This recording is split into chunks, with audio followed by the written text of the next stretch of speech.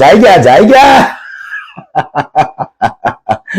રાહુલ ગાંધી આમથી ધક્કા મારે ને ત્યારે ગુજરાતની અંદર કોંગ્રેસના નેતાઓ જાગે, ત્યાં સુધી ઉતારે. હવે CR પાટીલના મત વિસ્તારની અંદર લોકસભામાં 30,000 ખોટા મતદારો નીકળ્યા. આવું કોણ કે છે? કોંગ્રેસ પાર્ટીના નેતા અમિત ચાવડા.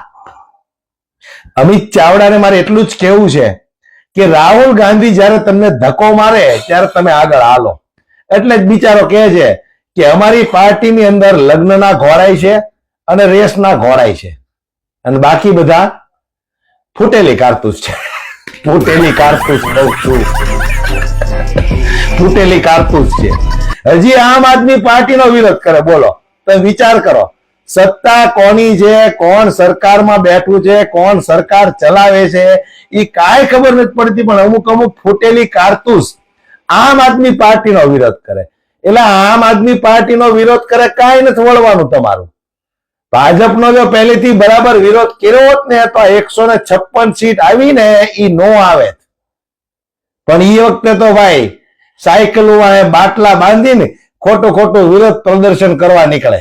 એટલે લોકોને એમ થાય, હા કોંગ્રેસ વાળા કેવો વિરોધ કરે. પણ આ બધા નાટકો હોય.